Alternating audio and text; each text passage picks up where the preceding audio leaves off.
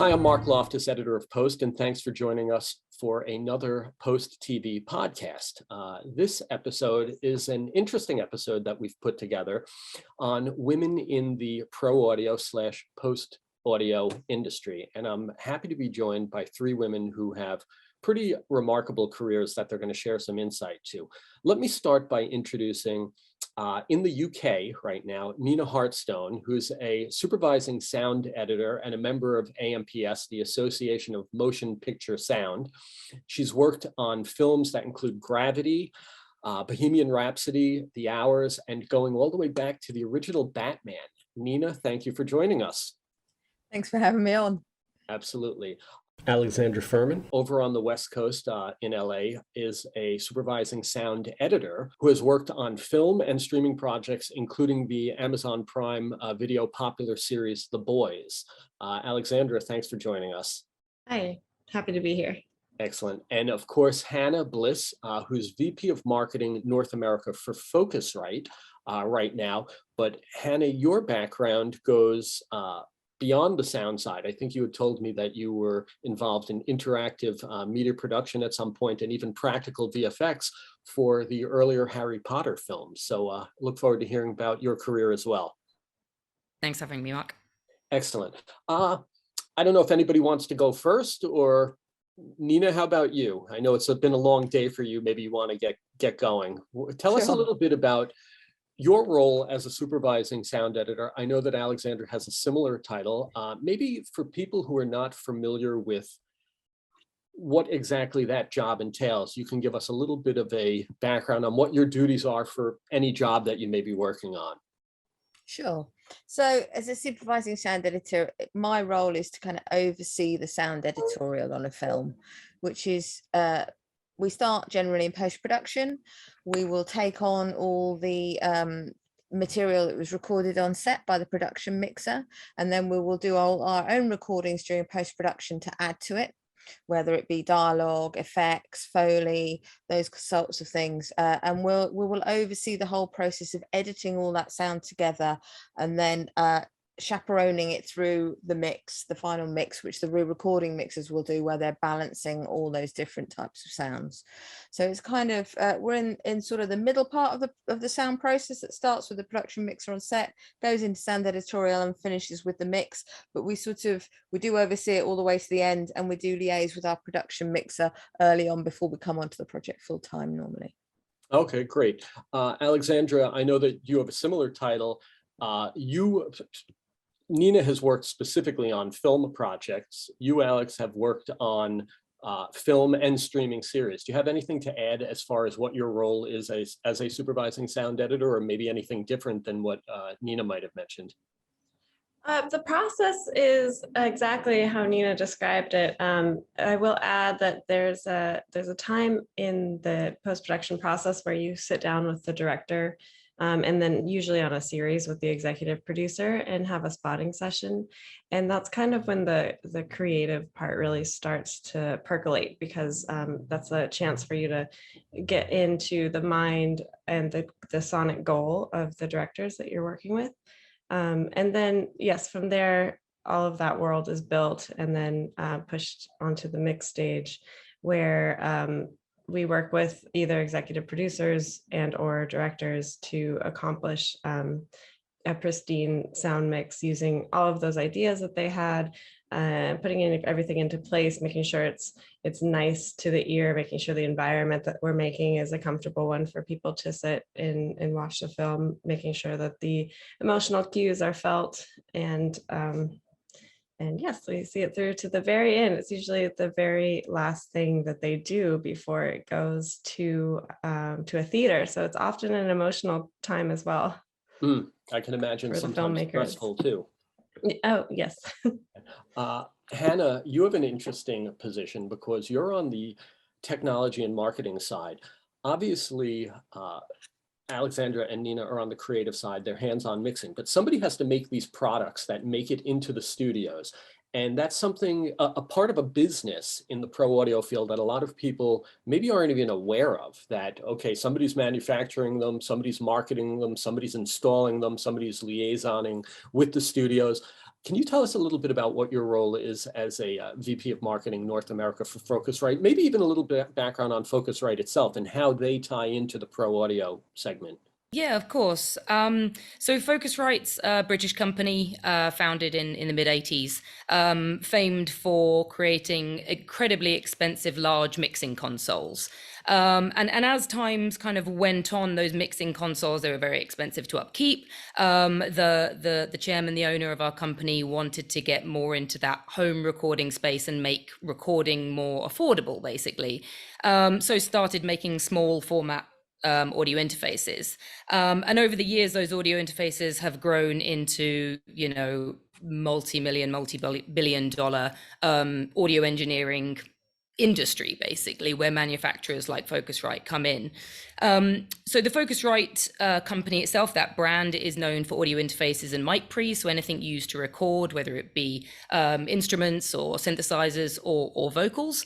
But then the Focusrite group, as we're now known, actually own 9 different brands now, of which 3 of them I'm the VP of marketing for. So that's Focusrite, Focusrite Pro, and Novation, who are known to make creative instruments like keyboard controllers, synthesizers, groove boxes, things like that. So my position as VP of marketing, I lead the strategy and the team here in the US. And we basically try and get our products in the hands of people like Nina and Alexandra, so that the audio that they're recording through, that they're mixing through, is as high quality as they need it to be. But that doesn't stop us also serving the need of a bedroom producer, a podcaster, a very early out starting singer-songwriter. So we make products that are anywhere from $160 that you could record a Grammy-winning song on, all the way up to thousands of dollars worth of mic pre's that can be outfitted in a high-end studio or a post-production facility. And for somebody who's been in the industry for a long time like me, that has changed over the years, because, like you said, multi-million-dollar equipment and studios and mixing consoles, and now people capable of doing stuff in bedroom type setups. And for a manufacturer to adapt to that and make products that scale, pretty amazing what's happened in the years that have gone on. Hannah, how about we talk a little bit about your background that led you to this position right now? One thing that I thought was interesting when I spoke with you all independently was that the idea of having a podcast like this, or a panel getting together and talk about women in the field, is something that was kind of needed for the industry. It's not something that is necessarily being promoted. I mean, I see a lot of news coming across my desk, and I'm aware that women are doing some great things in different segments of the industry, but maybe as a whole, the industry may not be aware of that. So it's interesting, that to have all 3 of you together to talk a little bit about your career. And I thought maybe, Hannah, you could start with yours, because it's an indirect route to get to where you were. I'm sure you didn't start out saying, okay, I'm going to be a VP of one of these companies, but yet here you are, you've ascended to that. So can we talk about your earlier days? Yeah, of course. The concept of women in the music industry is definitely one met with a lot of different opinions. The women in the industry say, nope, we're here, we're loud, we're proud, we're doing our thing. But then looking at what you see maybe at trade shows, or what you see on adverts in magazines and things like that, women are definitely on the lesser kind of recognized side of things. So podcasts, interviews, things like this, just letting other young women and anyone in their career know that there is a route for them, is very important. So my career, it started, I definitely didn't think I would be in the audio industry. I wanted to be in the kind of creative arts side of things. So that's why I went to university for interactive media production, which I remember telling you, Mark, involved me handing my my dissertation and my final interactive project in on a CD-ROM, which is probably dating me. So there no Dropbox at the time to do any of that. Right. But I always thought I would be in some sort of creative field. I wanted to interact with customers. I wanted to inspire them to do whatever the company I was working wanted them to do. So I worked for Focusrite in the UK straight out of university as a marketing coordinator when it was a much smaller company. It was only the one, the Focusrite and Novation, and I was very new. I didn't think I'd be in marketing, but I knew a couple of people in the company who advised me to interview for this marketing position. So that's one kind of piece of advice early on is kind of don't underestimate simply what your personality suits you for. Marketing is a very personable industry. So being able to have the gift of the gab, as we say in the UK, is a good thing. It's a positive thing.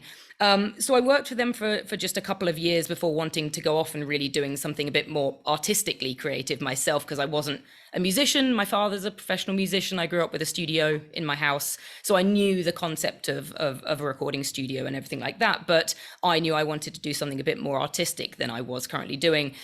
So I went off and was working in a warehouse, like doing life casting, which is like full body molds and sculpting and putting blood and goo on werewolves and things in some movies, things like Clash of the Titans and things like that, if you remember that from the noughties. But it wasn't that I worked on Harry Potter. It was actually that Harry Potter destroyed my chance of a career in that industry, because when 7 Harry Potter movies finish after 10 years of lots of model makers, as we're called, were out of business, me as a 1 year into the industry had no chance of getting a job when 10,000 people suddenly needed a job after 10 years of employment. So I started to look for another job in a creative field, and luckily Focusrite actually called me back up and said that they were opening up the US office, and I had always been interested in moving to the States, and would I be interested in a promotion and to go over and start the office here. So that's how I became a marketing manager, and then over the last 12 years I've built up the team, built up the office to become the VP. So I've stepped through 4 different marketing positions to be where I am. So that's my career in a nutshell.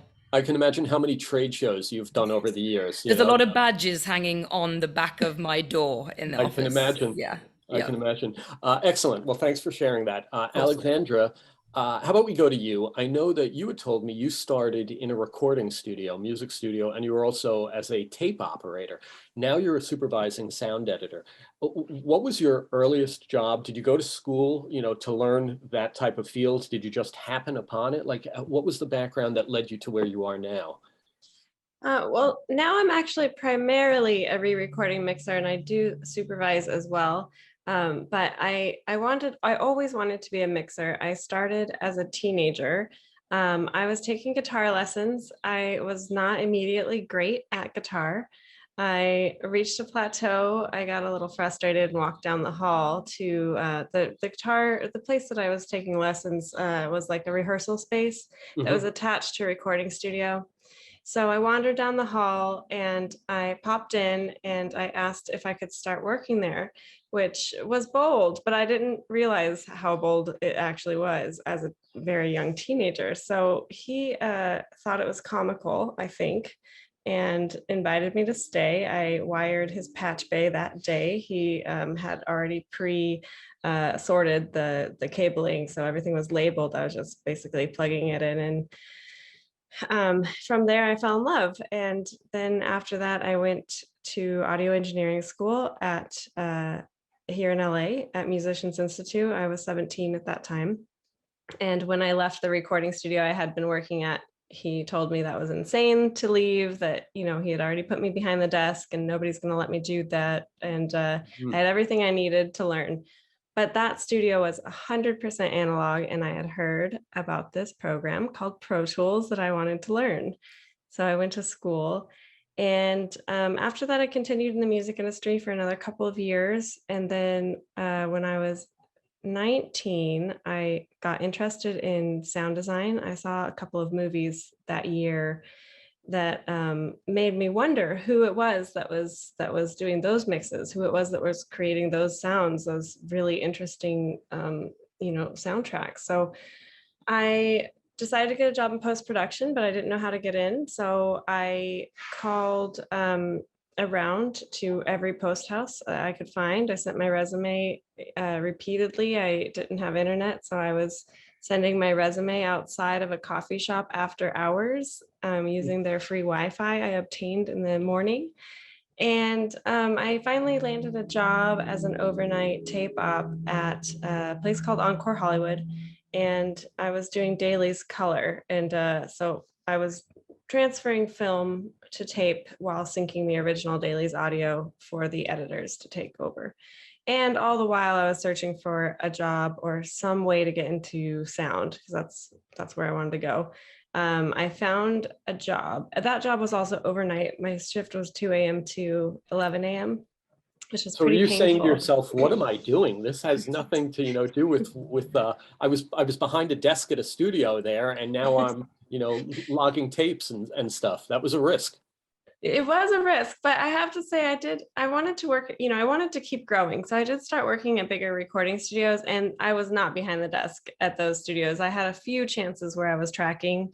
I was never mixing. I was, I was running and then, tracking some other smaller sessions. So as soon as I got to the real world out here in LA, I realized that, I had to take a little bit of a step back to learn the trade here before I could progress. And I actually was very happy to have my job as the tape op. I thought it was great to land a job that gave me technical knowledge, as well as recognize my skill as a technician at the time. And I think it was a perfect marriage. It was a perfect place to stop between music and film mixing, because I was able to learn a lot about picture that I didn't previously know. So I got a job at a company called Tadeo. It was at the time a very large independent company. And I worked there for 9 years. I was started as a stage tech, and then I was editing on the side. I was mixing every night. I was there for most of my 20s of all of my waking hours. And I eventually, gained clients who moved on to bigger projects, who asked me to come work on their projects. I mixed a few television series starting in like 2008. And so a lot of the times, a lot of my clients who were starting out, I would supervise and mix. So I continued doing that with some of these clients. And then after Tade went out of business, I was supervising a show called Scorpion. It moved to Sony. And then from there, because I had a long relationship with those clients, they knew that my heart, that I very much love mixing. And I was able to, with the same client group, do a show that was both supervising the sound effects side and mixing sound effects. And then from there, I moved over to dialogue, and I've been doing that for the last, primarily dialogue music mixing for the last couple of years. Well, I'd say it's all disjointed because it weaves in and out. I started mixing dialogue in 2008, but I've taken many different steps around and about. And you're not at any one studio. You kind of go to where the client is working and work within a facility that they're then set up in. Yeah. We are, a lot of us, I would say most of us are freelance, and then a lot of us work primarily with the studio that we are in, because it's really easier to book shows and to have the schedules align if you're at one facility. But the way that the industry is now, clients have very specific goals as to where they want to be, and so we just work around that. Okay, cool. No, that's a great overview. Thank you. Nina, how about you? You've got an interesting career there, going back to, like I said, the first Batman film and a lot of these successful films, more recently, Bohemian Rhapsody, Gravity. Your background, you want to talk a little bit about that? I know that you studied film history in school, but not necessarily audio. What was your education and your, introduction to like the pro industry? Well, I should just so people realize that I'm maybe not quite that old. I was 15 when I worked on Batman.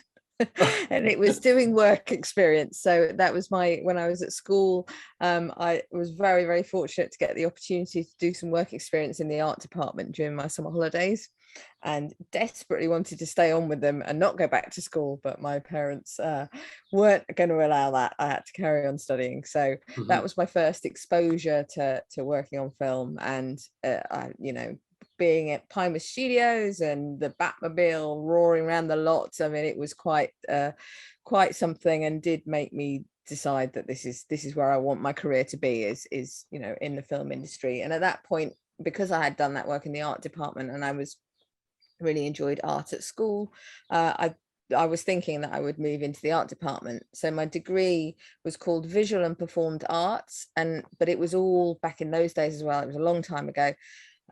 It was all theoretical. So I was studying art history, I was studying photography, and I was studying film history and classical Hollywood cinema and mise en scène and all those kinds of things. Lots of essay writing. So I did my degree and kind of came out the other side, and I was like, right, I need a job, I need money, I need to go move out from my parents' house. So managed to get an introduction to a supervising sound editor. My dad was working at Pinewood. He was a re-recording mixer at Pinewood, and he introduced me to a freelance supervising sound editor who was working on some low budget features at Pinewood, and I begged him to give me a job, even though initially it was for no money, and then it was for petrol money or gas money.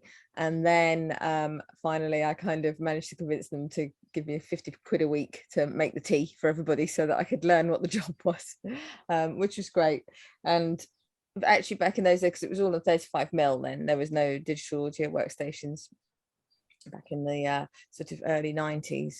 And so everything was very slow. It was a slow process in post-production, editing and sound editing, going off to get your sound effects transferred from a CD or a DAT to a 35mm took a little while. You kind of wouldn't get it till the next day maybe. So it was quite good to understand what the process was. Everything happened so quickly now. I think it's maybe a little bit harder to really understand the process that is being gone through in post-production and how the film is pieced together. So I managed to learn quite a lot during that time, making the tea and just talking to the editors and understanding how picture editorial and sound editorial, how they all worked and how that process was going on. And then within a couple of years, that was when digital audio workstations started being used. So and all the companies that were creating them were desperately trying to get the big studios to use their particular piece of equipment. Right. So that was a selling point. I remember the studios would use that as a selling point. We have a Neve console, we have a solid state Logic console and stuff. And because the pieces of equipment were so expensive, the opportunity to get onto those equipment were very limited because those were the senior people who were then doing it. So the opportunities that were around back then were probably even less opportunities because of just the cost of the equipment. Exactly. But because all these companies were really pushing for their particular gear to be the one that became the piece of equipment that everyone wants to use, they would loan it in sometimes. So they'd loan in like an AMS audiophile or something, and I would sit there in lunch breaks and in the evenings with the manual and try and figure out how it worked and that kind of thing. And on the early films that I was on, we had editors who were all working on different pieces of equipment. So we had DAR Soundstation, we had Avid Audio Vision, we had the audiophile. So I kind of had to learn all of them to be useful. And as one of the younger kids on the block, I did manage to figure out how they worked. So I kind of managed to keep myself employed because I suddenly became really useful, somebody who knows how to work these strange pieces of equipment. So that kept me going in an employment, and I ended up working as an assistant, going from these low budget films to slightly bigger films to the bigger teams that were working in the UK with a supervising sound editor called Eddie Joseph. And so it was a great training ground, not just the equipment, but also how a big team works on a big feature, on a high budget feature, because there's obviously an awful lot of logistics that go on there as well. And did that job for quite some time until I found there was one film where there'd been a lot of ADR recorded and not enough editors to do it. So you know, do you want to have a crack at fitting some ADR? I'm like, sure, yeah, I'll give it a go. And then from that moment on, I kind of started fitting some ADR, and then that gave me the little springboard for the next job to put myself as dialogue editor. And so I worked up then through the editorial roles, generally always with dialogue and ADR, into more dialogue and ADR supervision. So overseeing ADR sessions and getting into more complex films, like Gravity was very complex with the ADR, things like Mowgli, where there's a lot of head-mounted camera ADR, that's sort of somewhere between being on set and being in an ADR theatre. And just kind of carried on working in that way until getting the opportunity to actually be a supervisor, oversee the sort of the whole thing. So yeah, no, it's been, you know, just sort of going through the steps, just go, you know, keep working and stepping my way through. Or as a freelancer, just always trying to get that next gig in, really. It's interesting you mentioned that about being a freelancer. And we've talked offline, and two things that stuck out were, one, the relationships that you build that lead to further jobs that you have, where you work with somebody and they go on to another job and onto another job, and it just kind of like strings along, one thing. And also the attitude that you have of always just doing the best job that you could do in the job that you were in at the time. I remember you telling me that, saying, you know, this is what I'm doing now, and I'll do the best at what I can do right now, and, you know, see where that leads. Can you give any advice on, you know, just that perspective? I'm sure you didn't consciously think of that being your game plan, but it's worked out. Yeah, no, it has worked out. And I think it's just that sort of, I mean, I thought I wanted to be in the art department. I did in the early days. I actually did some work with creature effects on like the Hellraiser films, working with those guys.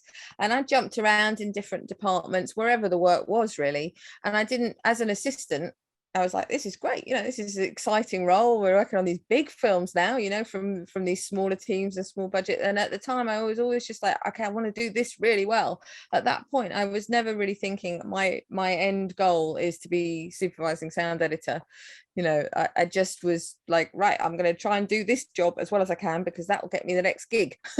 And so it was always kind of, personally, I just didn't have that much career vision in a way. It was always just trying to work from job to job and do each one as best I could, and really just help be that link in the chain that is enabling the director's vision to get them what they need at the end of it. Yeah.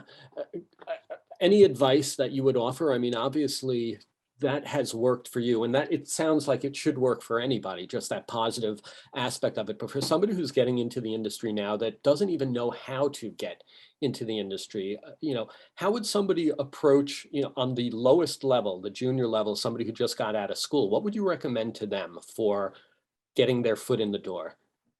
I mean, there's various things. I would say that this, now more than ever, you can reach out to people. You know, when I started out, you could go around and knock on doors, which you can't really do these days. A, pandemic, and B, you know, security wise, you can't really get into a facility unless you're working there or you have a reason to be there. However, with social media, you know, I see so many people who work in our industry who are doing tweetorials, and there are all sorts of resources online where if you're really into something, if you just start Googling and looking through the academies and just going through the guilds and seeing what things are on offer, what training there is, or even if you watch a film and you really like the work in it, if you love the sound in it, you know, go on IMDb. Who's done that? Can I find them on social media? Maybe I could reach out to them. People reach out to me all the time, and I don't mind. I'll happily talk to anybody, you know, who is interested and passionate about the work. So that's one of the things. I mean, the other thing is just start watching films with, if you're into sound, like try and think about why sounds are being used. That's the sort of the further goal. Initially, you want to get in the door and do your job and learn the process. But when you're in the role that we're in now, Alex, you know, it's that kind of, it's a very creative side of things, and you need to be thinking about how sound is used in film and how it's used to tell the story. And those are the kind of things that anybody can do who's passionate about it. Watch film with that through that lens isn't really the right word, but you know. But using, like you mentioned about social media, the ability to actually reach out to people where you're not knocking on doors, you're, emailing people across country or across oceans or whatever, and getting feedback from them and listening to advice that they may be putting up on YouTube and stuff like that. That didn't exist, years ago. So I'm not saying it's easier now, but there's certainly a lot of opportunities that were not available back then, where you can literally look at a film, see who worked on it, and maybe reach out to that person through social media and make a connection. So interesting Yes. that that's, an option these days. Alexandra, you had, I guess, kind of a luxury where you were at Todd AO for a long time. You were an in-house person, and there's stability in that. And then you become like a freelancer who's working on different jobs. What is your advice for getting a foot in the door, and the difference between working in a fixed facility, where there's jobs, I guess, scheduled, as opposed to the freelance mentality where you're always looking for something down the road and what's next? Well, even with a job at a big place like how Chadeo was, we still would get booked based on our own client relationships. So even though we were in-house, we were still sort of freelance. We only work when we're booked. We don't get paid if we're not booked. So the thing that I would say is that always be ready to take your swing. Always be ready to produce something that you're proud of in sound. Like, for instance, I think it's really important to put your best foot forward. If you show somebody a piece of work that you're not really proud of or not really sure of or doesn't really represent you well, that memory will stick with them for a long time. So I would say something that I always thought of in my career was to not step up to the plate unless I was really ready to hit it, because I think that it's really important to be able to show your skill set right away. And I think that to touch on what Nina said, it really is not about, a lot of people who I speak to now are really interested in the technical part of our job and have learned that inside and out, which is great. Yes, you have to know how to use the tools. You have to be super proficient. You have to be very fast. But what you can't know from learning those tools is how to make something feel authentic, how to make somebody cry in the theater, where to place the footsteps that make them seem eerie, or all of these little tiny things that we think about, just like what Nina was saying about about the thought behind the sound. Those things you should always be analyzing before trying to make your first step in the creative department. Excellent. Great advice. Hannah, how about you? I mean, again, coming from a different perspective there on the business side of things, I play guitar, I know about equipment because I own some of the equipment. Is that, when you think of the people that work at Focusrite, is that a lot of the background that they have, that they're familiar of it because of their own interests in that business? Yeah, I would say it's a large percentage of people who work for Focusrite worldwide, and any of our brands, have some interest in the music industry. They're either a musician themselves, or they're interested in production or something like that. But not everybody. Like me, I'm not a music maker. I enjoy music as a consumer, but I'm not a music maker. But one piece of advice that I'll say when applying for jobs, kind of in general, but in our industry, is please don't underestimate the value of your cover letter. And I know in jobs that Nina and Alexandra have, they're possibly not quite, here's my resume, here's my cover letter type jobs. It's maybe a bit more word of mouth and kind of your skill set. But in a role like sales or marketing or something like that, I know that people say, oh, writing a cover letter, it takes so long to tailor it to each role. But if I told you could halve the number of cover letters you have to write if you wrote them correctly and just spent time on them, because as a hiring manager, we get hundreds, thousands of applications for all sorts of roles across the company every year. And if I put out a role, I'm going to expect to have our HR department, our hiring department put forward to me, maybe 50 different resumes. And I read the cover letter first. And if I feel like it's generic or written for the sake of it, there's a good chance I'm going to move it on, however amazing the CV, the resume is. So use that cover letter to say why you are not only good for a marketing role, you are good for this marketing role. Like, tell me something that you've read about the company that you like. You're not going to be an expert on every company, because you might end up applying for 50 different audio companies. But tell me something that you've read about the company, and you've picked out something from the job description that says, I know I can do this because I've done this. Any cover letter that says, dear hiring manager, I think I'd be a good fit for this role because I've done this before. Signed, Joe Bloggs. It's like, great. You put about, if you put as much effort into the job that I give you as you did into this resume, then I'm not going to get anything out of you.